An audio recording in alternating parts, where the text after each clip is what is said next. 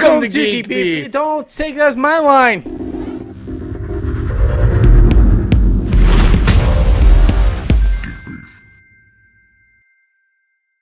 Welcome to Geekbeef. All right, that was actually really good. My name's Steve Beef. And my name is Andy Beef. Welcome back for another exciting episode of the most fantastic news that's hit the land in the past week. The biggest news of your life. The biggest news in comic book movies and TV shows and... It's about to go down. It is. First things first. I mean, there's a lot of things that came up this week, but one of the things that I was probably the most excited about, hence the Venom shirt, was Captain America. Is how well the new Venom movie is Isn't that doing. amazing? It's unbelievable. Okay, so, if you've watched the show, you might have heard last week. How bad, not how bad. I mean, we didn't give Venom a very, very great review. No. It's a different movie. But it's having success despite its failures. I count that upon the popularity of Venom outside of Spider-Man. I was thinking about it, and you see motorcycle helmets, you see apparel, and people buy this stuff all the time. They know what Venom is, but they don't know who Venom is. No, exactly. Or even that it's connected to Spider-Man. Well, you think about it in these terms too. A lot of people, even with, let's say, Superman. Everybody wears Superman gear. They don't know anything about Superman. Most people don't even know who Superman is. I mean, they have an idea of who Superman is, but they don't follow him religiously. And it's they know he's strong and he doesn't like green stones. Exactly. There's the people that like Venom in the same way that people like Deadpool almost, where Deadpool has almost a cult following. I wasn't totally unexpected that Venom would do well. Yeah. I think it's doing extremely well with a younger demographic too. I think they did a good job. I mean, they said their intention was never to make anything beyond a PG-13 movie, because I mean, you hear around that it's largely my job involves working with teenagers. I work with teenagers all the time. Teenagers love Deadpool. Yeah. Yeah, or not Deadpool. I'm sorry. Teenagers love. Well, they probably love Deadpool too. Yeah. But teenagers really like Venom. I don't know what it is. I don't know if it's the dark humor. It's probably the action involved in it. But I know a lot of people who love the like movie. it. Yeah, I know a lot of people who love the movie. I think a lot of it is the big fans is who don't like it, which has been happening a lot lately. That's everything. With Star Wars fans. Yeah, exactly. It doesn't even matter anymore. Spider-Man 3. I hated Spider-Man 3 because I'm a huge Spider-Man fan, and it got so much wrong. And it's the same thing here with Venom. It had some parts right. It had the character of Venom proper and correct. That was really cool to see Venom on screen. But the story and everything they added to it faltered, Yeah, I've yet to see the movie, so I can't speak a lot to the plot points and everything like that. I've read the entire plot, and it's a coherent story, but it sounds like the pacing was way off in the movie. And there's a lot of issues on that end as far as storytelling goes. A lot of bad writing, too. A lot of the lines that were delivered were just weird. It was very much a Sony. It feels like Spider-Man, back in the 2000s. It's just, it reminds me of that and the way it's presented. And I'm okay with that. I didn't hate Venom. Yeah. It wasn't a great movie. It wasn't real good, but it was presented, I think, in a way for people that could connect to it. So I can give them props for that. I'm going to reserve final judgment until I actually get to see the movie, which will probably be upon its release. So we're talking months down the line, release in home. I'll probably check it out then. I would say this. I have to make a retraction from last week, Andy Beef. Oh, yeah? What's that about, Steve Beef? Oh, about Spider-Man 2. Spider-Man 2 is an excellent movie. It's what? It's an excellent movie. It's not even close to being a bad movie. It's a very good movie. I have to retract and just make a complete statement on that Spider-Man 2 with Tobey Maguire is not just a good Spider-Man movie. It's probably the best Spider-Man movie. There it is. Far and away. I'm glad to hear you say that, Steve. Oh yeah, it's not even comparable. In the way of it being a Spider-Man movie, we'll talk on this for a little bit because that's fine. A lot of fans love the new Tom Holland Far From not Far From Home, Homecoming Spider-Man movie. You're talking, it's presented so well as a new version of Peter Parker and Spider-Man. That was a lot of things that people didn't like about Amazing Spider-Man is the presentation of Peter Parker. He was too cool. He wasn't real shy. He wasn't real geeky. Which is kind of similar to Homecoming. Yeah, there's a lot of things that we could unpack there. But go ahead. But now with the old Spider-Mans, it was the best presentation of Peter Parker. The worst played of the Peter Parkers, I think.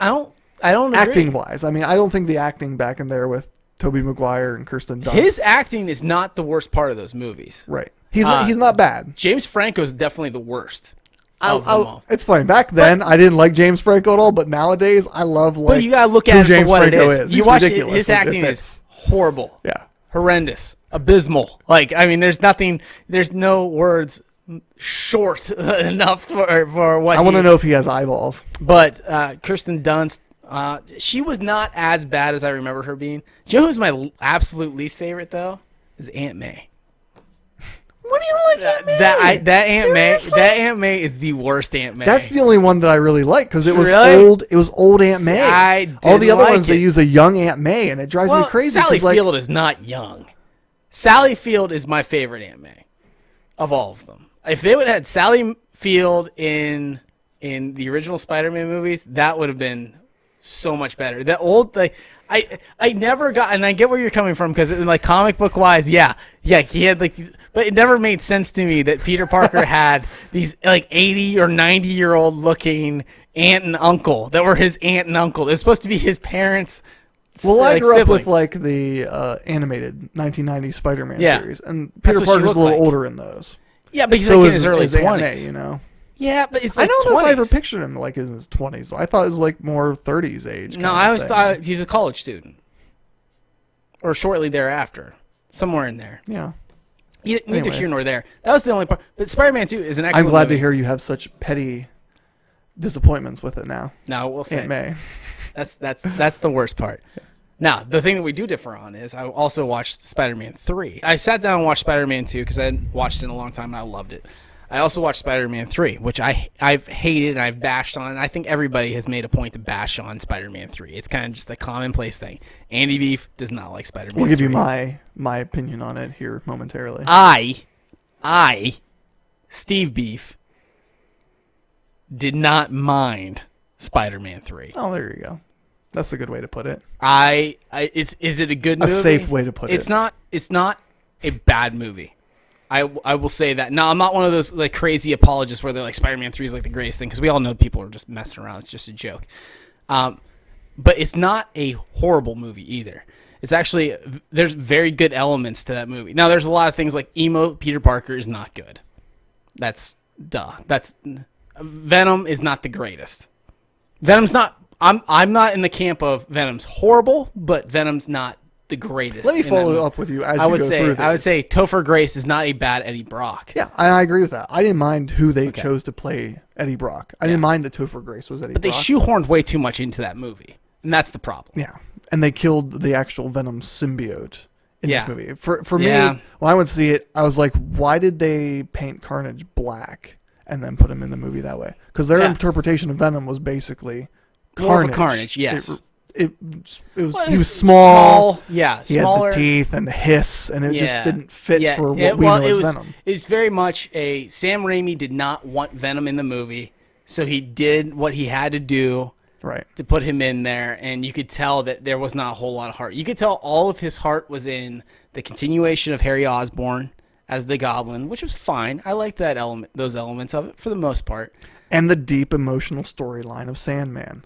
Which was fantastic. Sandman, if he was the only villain, we just talked about this. If he was the only villain, that would have been. Yeah, it would have been a much. I love the deep story. It's quick because they don't give you a lot to go on with Sandman. Yeah, but it was a deep emotional story they put in there, and it was fantastic. Yeah, the first time you see him as sand, rising from the sand. That's one of the most beautifully filmed scenes in any Spider-Man movie. Is the transformation scene of Sandman. Yes, so good. But then they added too much to it. Yeah. They threw in the Green Goblin. They threw in Venom. It was too much. And Gwen Stacy was there for some reason, which to me made no sense. She was just an addition to cause problems for emo Peter. Yeah, everything was just shoehorned into that movie. It was like, why did we need conflict with Mary Jane and Peter again? That was one of those situations where if they would have just let Sam Raimi do his thing like he did with the first two, it actually could have ended up really well. You could tell there was way too much studio involvement in that movie and screwed everything up. At this point, after watching that, I would have loved to see a fourth Sam Raimi movie, which was planned. I mean, they were planning on making... 6 of them planned. Yeah, they had 6 total. I would have loved to see... Now, sitting back and because I will tell you this. The thing that they got right more than anything in those Spider-Man movies was New York. I'm a huge New York fan. I love the city of New York. I go there frequently. They got just the atmosphere so right. Just the people everywhere. That's true. The people. I mean, the scene in Spider-Man 2 with the subway. Yeah, exactly. When he stops the train. Yeah, and the people rise to help him. That's it. That's New York. Not that everybody's out there to help everybody. That's not. Yeah, but it's a presentation of who humanity really is. But the streets are always full, which is how New York is. I mean, it's everything New York. They got that right, which the Amazing Spider-Man movies didn't get right, and they failed miserably at. The only good thing of the Amazing Spider-Man movies is Emma Stone as Gwen Stacy and Sally Field as Aunt May. I mean, even Andrew Garfield's Peter Parker, he's a great actor, and he played the part well, but he played a written character of Peter Parker that didn't make sense. Yeah, it just didn't add up. Even him and Emma Stone's conversations and character it flowed together so well. It's almost you didn't mind watching. I hated that. Yeah. Really? See, that's I didn't the big mind difference. watching it at all. I don't like their him and Hein and the stuttering over. I was so done with.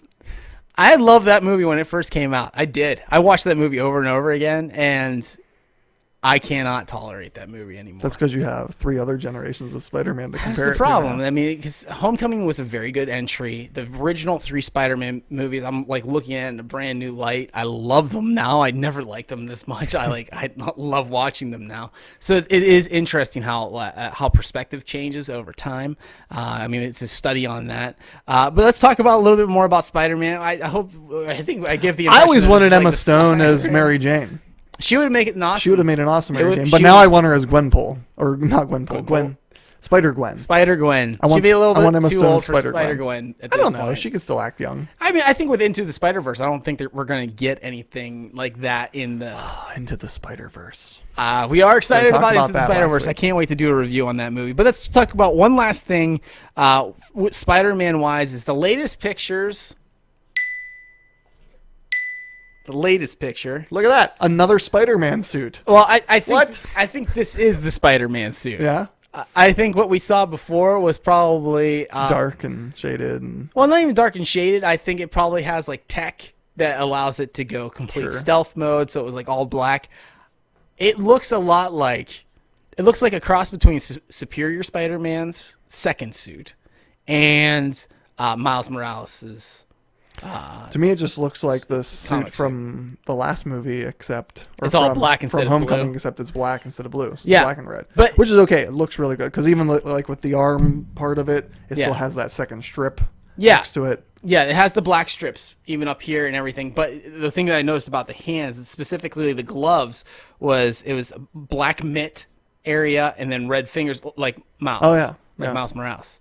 So I think silk. Or silk, yes. Yeah, I didn't even think about silk, but yeah, she shoots webs completely different from her fingertips. From her fingertips.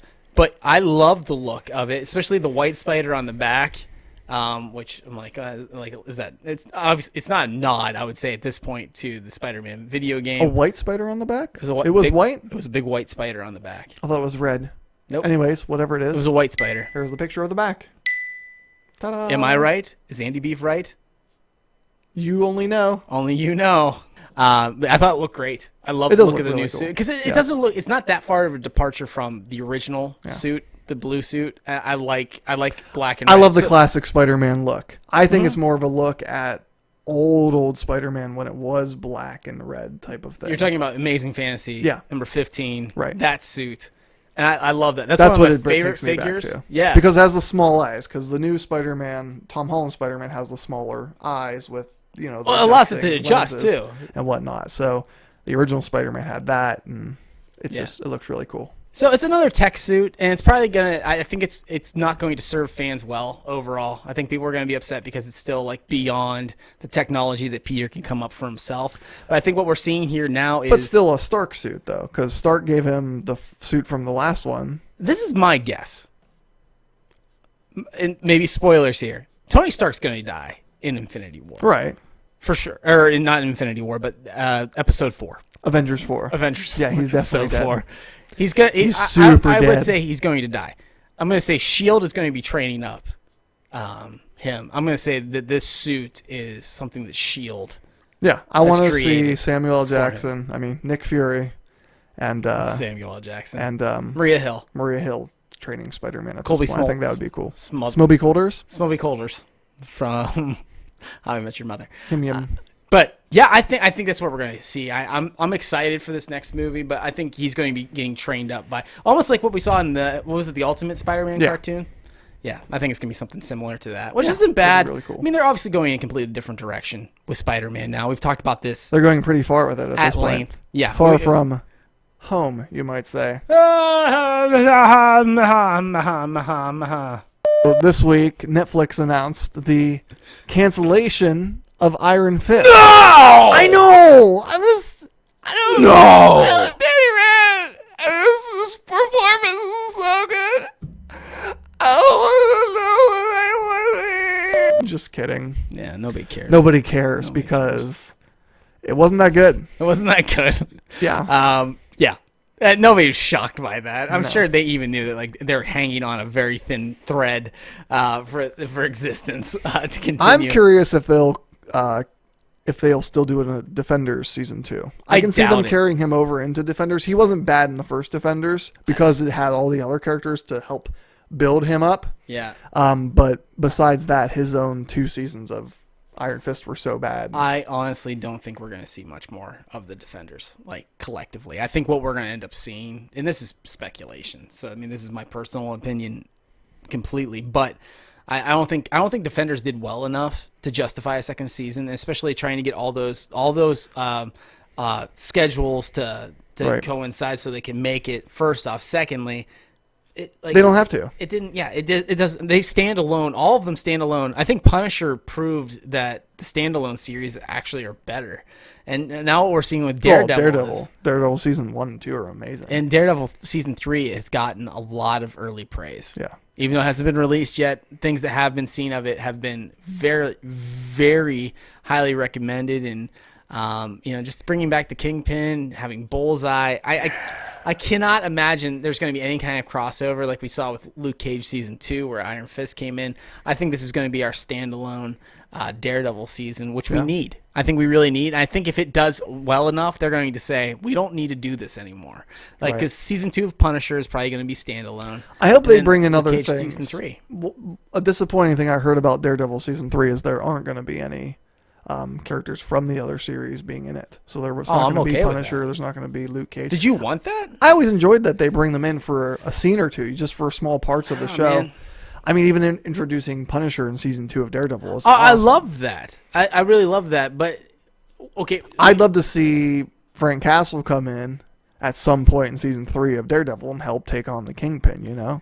But alongside Daredevil. See, I'm not of that camp. Let us know in the comments below. Would you like to see more characters involved with Daredevil season 3, or would you prefer to just see Daredevil standalone? I wanted to see Daredevil by himself, and I think that's what we're going to end up getting. I know it's going to be good. I enjoy those little crossovers, and I think a lot of people do as well with how much they do it. I don't disagree with you, but I loved Daredevil season 1 so much. It would be a kind of a refreshing thing to not see a crossover. Yeah. Because we have kind of just become accustomed to everything. Even our movies now are like, it's all crossover. I think Ant-Man and the Wasp was the only one where we really didn't have Yeah, it's refreshing. Like that was nice. It's really cool to see. It was nice just to have kind of a standalone movie where it didn't progress any kind of storyline. It didn't bring in characters from outside of the Ant-Man and Wasp group of characters. So that was. Am I correct in that? Steve Beef. What? You've segmented us into Ant-Man and Wasp. Let's talk about that. Ant-Man and Wasp came out this week on Blu-ray. Yes, it did. DVD. I haven't watched it again. VHS. Yet, but I love that movie. Yeah, it's one of my favorites. I think when we did the MCU top 5, it was in my honorable mentions. Yeah. Was it? I think so. You had the original Ant-Man in your honorable mention. Yeah, I love Ant-Man and the Wasp. I can't wait to see it again. Yeah, I'm looking forward to watching it. I watched a clip of all the different scenes they tried with Stan Lee. Yeah. Throughout the movie. Is it good? There's some really funny ones. There's probably about 15 or 16 different scene takes that they did of it. Yeah. All of his responses were just really funny because in the movie it's his car gets shrunk. Yeah. And he just says something to go along with it. Oh no, my medication was in there. How am I going to get home now? The funniest one was he said, let him spitball? He said, oh man, everything has been shrinking on me. Oh gosh. Oh, it's inappropriate. That is a little inappropriate. But the movie was great. And the little ending carrying into Avengers 4 just to see what's going to happen and how that's going to carry over. Yeah, it's I'm just like it's killing me waiting for a new trailer for Avengers 4. I'm okay. Like we have so much coming out at us. No, I mean we have down here because I mean they've kind of leaked some of the costumes for Avengers 4. Are you getting hyped, Steve Beef? I live hyped. You do live hyped. I live to be disappointed. That's kind of how I live as far as comic book movies are concerned. Like I go in with the highest expectations and I'm always disappointed, or I go in with the lowest expectations and I'm always delighted. That is the one lesson that Spider-Man 3 taught me. Spider-Man 3, I'm the biggest Spider-Man fan. So I love the first 2 Spider-Man movies. And when we went to see Spider-Man 3, me and my probably 5 friends were with me. We came out of it. They're all waiting to hear what I said, what I thought about it. I was like, that sucked. Yeah. And they were all like, right? They didn't know if they should agree with me or what. But I came out of it and I was so disappointed because I expected so much from that movie. Yeah. So that was the last movie that I had expectations for and the first movie to begin my expectation list. So you go in without any kind of I don't have expectations for movies anymore. I can't take being hurt like that again. Well, my problem is my expectations were set so high for The Dark Knight and it actually hit my level of expectation that I go into movies now and for 10 years now, I've not been able to go to one movie where I'm like, well, it wasn't as good as The Dark Knight. That's every single movie I go to see. Yeah, that's because The Dark Knight was just an incredible movie. It was perfect. It was a perfect movie. But anyway, but yeah, we've seen a lot of the costumes from the new Avengers movie. Action figures. Yeah. Well, they've had promo materials as well. Like materials. With the Hulk in a big spandex suit. Which, I mean, I don't get, I mean, cool. I didn't see that one. Cool, you didn't see that one? No. They had that. Captain America's Hulk suit. shouldn't wear a suit. He should just wear shorts. Some sort of spandex suit. It has shorts. Hulk should wear Speedo. It looks like a 1920s swimsuit for men. So a Speedo. No, not Speedo. You know what I'm talking about. Like one of those big one pieces that the guys would wear with like the sleeves. It was like the stripe, the red and white stripes. Red and white stripes, red and black. Yeah. Yeah, those things. Yeah. It was old school. So yeah, so Hulk's apparently in the 1920s. But yeah, who knows where they're going with a lot of this stuff, because Captain America's got kind of his old school looking armor back. You think we'll finally hear the tagline, Avengers Assemble, in this movie?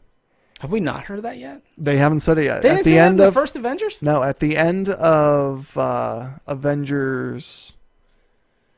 I think it was Civil War, because Steve Rogers is gathering up all the younger heroes, new heroes, to start the Avengers. It ends with him saying Avengers, and then it cuts to the credits before he says Assemble. Oh! So they haven't actually said it in the movie. They got to say Avengers Assemble once. So I'm assuming... I mean, it's already been said that that's not the name of this movie. No. Right?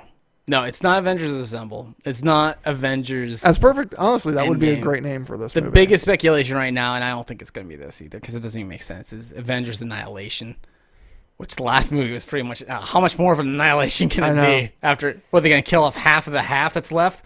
Yeah, I have no idea quarter? what they're going to call this one. And I really don't care. They'll tell us when they're ready, and we'll know then. The name of a movie does not dictate how good or bad it's going to be. It's true. It's been proven over and If over. they name it Avengers Empire Strikes Back, Great. that'd be Speaking sweet. of Empire Strikes Back, here's something that you should go check out right now. Right now? Right now on YouTube, you can find the lost Empire Strikes Back documentary that was recently that was recently purchased in a private auction. But this gentleman who purchased it has released it to the public. This guy's like for the free ultimate view. gentleman. He is. He went through this auction, paid who knows what for this thing, a lot and of uploaded money. it to YouTube for us to watch. The Yeah. documentary is from 1980. Yeah. Which is crazy old. Yeah. And kind of amazing. You watch this thing, and we've seen bits and pieces of this, but Yes. never the full thing. Well, Yeah. this guy found it, and they finally got it uploaded to And he YouTube released for the it world to the see. public. So thank you, sir, for your kindness and your We applaud you. generosity to Congratulations the Star Wars us. community. Thank you. We love you, and you are a welcome part. We're not worthy. We're not worthy. Did you get around to watching this documentary? I have not watched it yet. No, you sent it to me, and I have not sat down and watched You it should. yet. It's really good. Yeah. My favorite part is they're filming for Hoth. Hoth, yeah. Which they went up to Norway to film these Uh-huh. things, which looks absolutely miserable. Yeah. Like these guys Those look jackets freezing that they have cold. though are awesome. Like the crew jackets. Yeah. Not even the ones that they use on screen, but the ones that they had Right. off screen. They actually re-released that not that long ago. They were $500 each. I wanted one, but I was I like, know. nope. I remember I texted we you. both I did. sent it to you. I'm like, you got to get one of these jackets. But it's just so crazy because you see these snowstorms in the movie, and they look miserable. Yeah. And they actually are They're miserable. 'Cause legit. That's an actual They're friggin' actual snowstorm. snowstorms. Yeah. And they took in the Wampa suit to out there. They had a guy on stilts wearing this giant suit with a giant mask. You couldn't see anything. And they constantly show him moving around and don't think falling face first.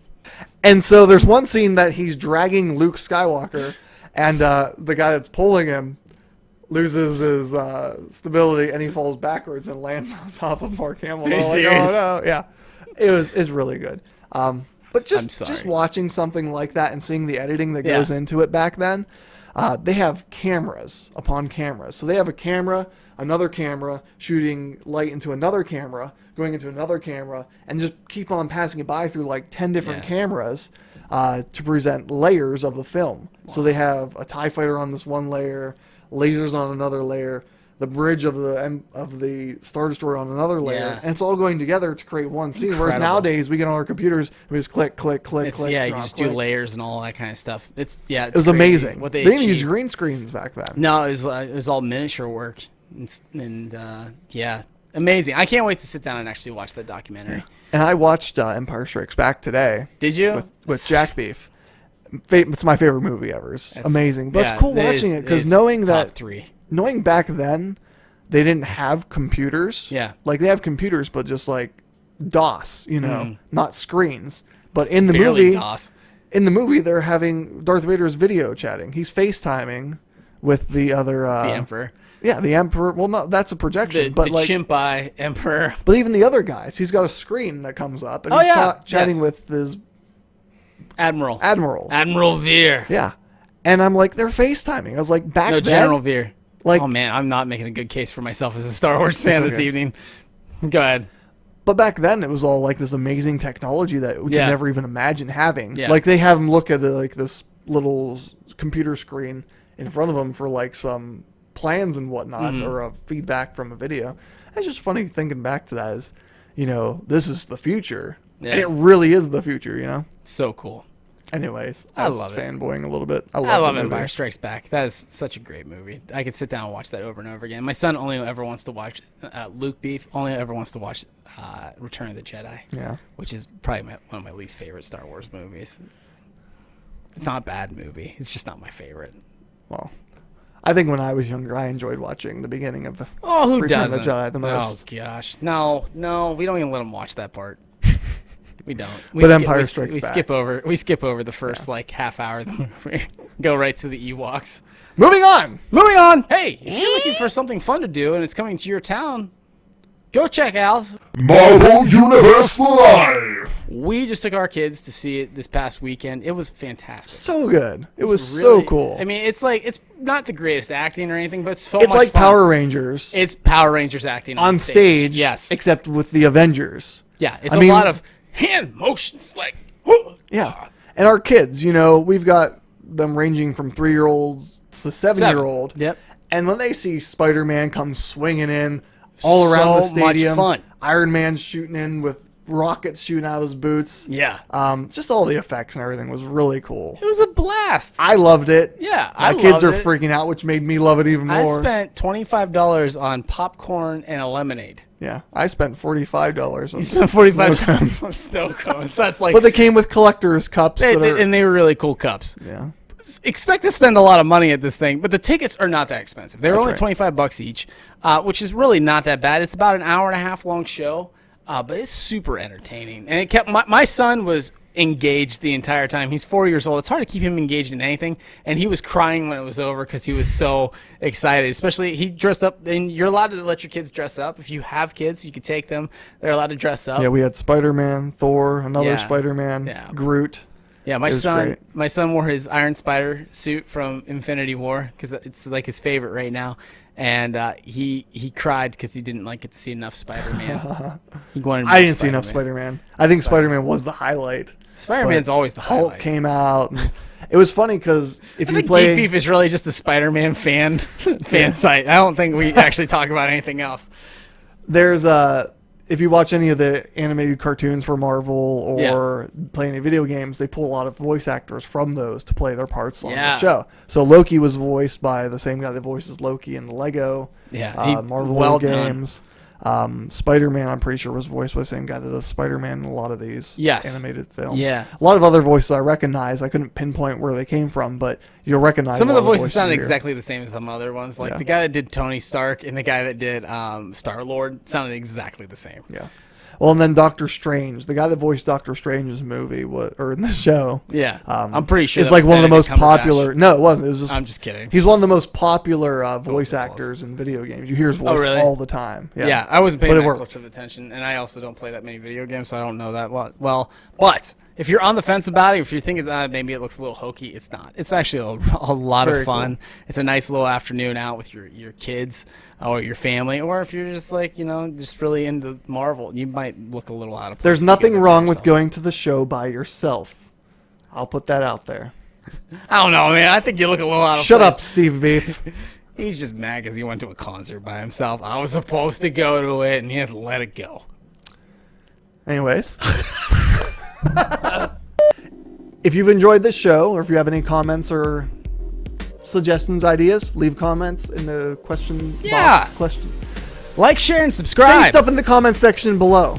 If you enjoyed this, check out our Geekbeef page on Facebook. We're on YouTube at Geekbeef, Instagram, as well as our website, geekbeef.com, where you check all our newly updated videos and get even closer to the action. Through geekbeef.com. Yeah, we now got Geekbeef Collectibles, Geekbeef Gaming, Geekbeef Entertainment. Soon we will have Geek Beef in a Box. Beef in the Box with me. I'll be doing action figure reviews. It's that's my passion. I love Marvel Legends, Star Wars Black Series, and mostly that scale. We're talking about 1/12 scale figures. That's my favorite thing to collect. That's my hobby. So I can't wait to share that with you guys. It's going to start I'm going to upload probably in the next week my top 10 favorite figures from the past few years since I've started collecting again. I collected almost my entire life. I quit for a couple of years. That's one of my largest regrets. And now I'm back on it full keel. Full bore. We look forward to it, Steve. It's going to be fun. See you in the box. That's right. See you in the box. That's right. So, I'm Steve Beef. And I'm Andy Beef. And we are Geek Beef.